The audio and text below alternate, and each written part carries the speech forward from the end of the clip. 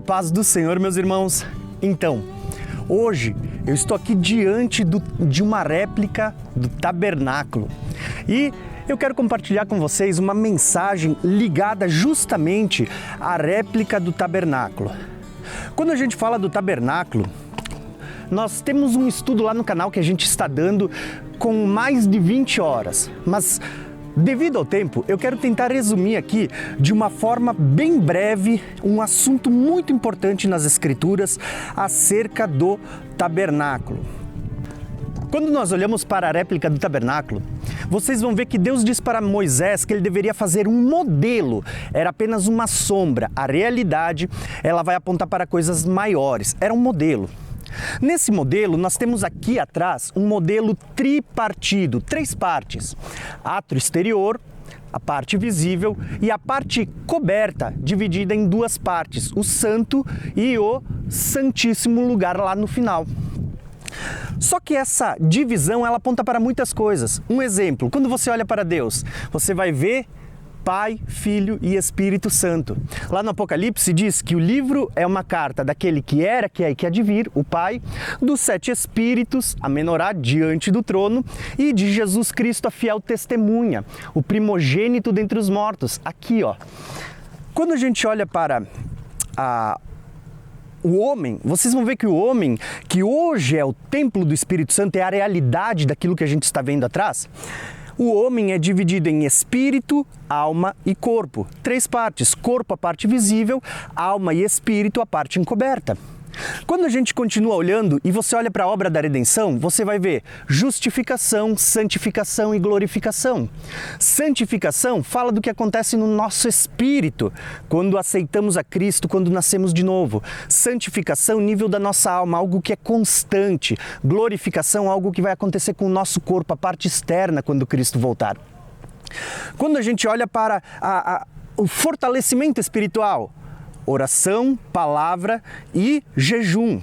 Quando a gente olha para Cristo, o caminho, a verdade e a vida. Quando você olha para a criação, primeiro, segundo, terceiro céu. Quando você olha para Cristo, o verbo que tabernaculou e habitou entre nós.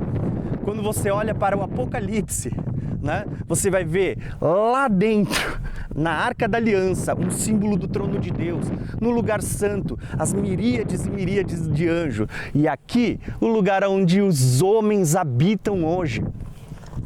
Quando você entrava pela porta, você vai ver que o tabernáculo ele era uma espécie de templo móvel. Entendeu? Templo móvel, assim como nós, templos móveis que se movem.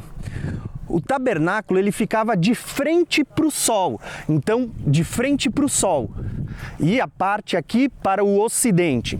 Por quê? Veja que os profetas vão falar de Cristo dizendo que daqui, do Oriente, viria o sol da justiça, Cristo. Quando você olha para várias coisas, o tabernáculo foi montado e desmontado mais de 40 vezes, tinha 4 cores que também vão apontar para a obra da redenção, né? Não vou falar disso hoje porque a gente já tem vídeos no canal, mas tem muita coisa importante aqui. Eu quero tentar resumir para vocês, em poucas palavras, um pouco do que significa cada um dos utensílios. Quando nós entrávamos aqui pela porta, você chegava até o altar de sacrifício, um altar de madeira de acácia revestida de bronze. Quando você chega nesse altar de bronze, você vai ver que o bronze, ele fala daquilo que é terreno, daquilo que é humano, daquilo que fala de juízo. A acácia fala da nossa humanidade, o bronze fala de juízo. Aqui nós vamos ver uma tipificação que aponta para a criação, lembra? Primeiro, segundo, terceiro céu? Parte de fora, primeiro céu. Quando falamos de Cristo, o altar aponta para o sacrifício do Cordeiro. Cristo é o Cordeiro Pascual, o Cordeiro que tira o pecado do mundo. Cristo é o Cordeiro que foi morto desde a fundação do mundo. Quando você olha para a bacia de bronze, né? Lembrando que no altar, o que mais aparece no Apocalipse é o altar. Lembra dos mortos debaixo do altar? É aqui, ó. Lembra das 7 taças da ira de Deus, das aspersões, dos 4 cantos da terra, os 4 chifres? Você vai ver ali os mortos debaixo do altar, você vai ver o sangue correndo até os freios do cavalo no Apocalipse. Era o sangue que era derramado na terra aqui do lado do altar. Agora, quando você chega aqui bacia de bronze, você vai ver que não tinha cássia. Ela era uma bacia completamente de bronze, feita com os espelhos das mulheres. Ali havia água. Essas águas eram chamadas de águas vivas. Quando você entrava ali, a primeira coisa que acontecia, o sacerdote se aproximava para se purificar. Isso fala, Jesus diz, né, que nós já fomos purificados pela palavra. Quando entra ali, você vai ver que o sacerdote via refletido nele, era um espelho de bronze feito com os espelhos das mulheres. Ele via, em primeiro lugar, os céus refletindo, e quando mais se aproximava, ele via a sua própria imagem. O grande detalhe é que você vai ver que Jó vai fazer uma conexão com o céu. Ele diz que os céus são duros como espelhos de bronze. Estão conectando? Isso está associado com a obra da criação em Gênesis 1, quando Deus faz o firmamento e você vê águas em cima e águas embaixo. Isso também está lá no canal em estudos. Mas, detalhe, o povo entrava e quando entrava lá dentro, encontrava 3 utensílios: a mesa dos pães, que eram chamados de pães da presença, onde tinha 12 pães. Os sacerdotes se reuniam todo sábado ali para comer e comiam os 12 pães e bebiam o vinho. Isso aponta para a ceia, comer o pão, beber o vinho, que Jesus instituiu. Do outro lado, você tinha o castiçal, a menorá, que eram 7 lâmpadas que iluminavam o lugar santo. Outro utensílio feito completamente de ouro. Assim como aqui fora você tinha a bacia de bronze, né, ali, toda de bronze, lá dentro você tinha a menorá toda de ouro. Essa menorá, ela é preciosa porque você vai ver que essa menorá, ela aponta para várias coisas. Primeira delas, aponta para a criação. Lembra que o Espírito pairava sobre as águas? Se aqui aponta para as águas, a bacia, entrando acima, você tem a menorá, que você vai ver no livro do Apocalipse sendo chamado de os 7 espíritos que estão diante do trono, ou seja, a menorá que está diante da arca. Essa menorá aponta para Cristo, quando ele diz, eu sou a luz do mundo. Aponta para os 7 espíritos de Deus, aponta para o homem. Lembra que em Apocalipse vai aparecer as 7 igrejas, né? As 7 igrejas são os 7 castiçais. A luz que está sobre elas é o Espírito Santo acendendo e iluminando, tá?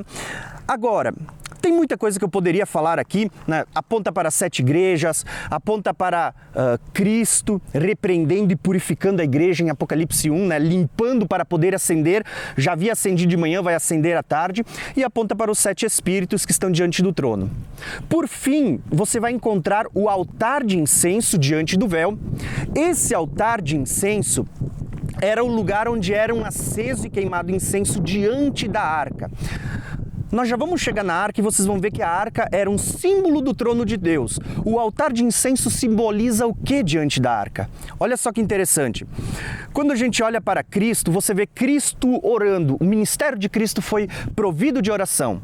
E em diversas vezes ele orou até por nós, né? Senhor, eu oro não só por estes, mas por aqueles que ainda vão se converter. O que Jesus estava fazendo? Estava queimando incenso.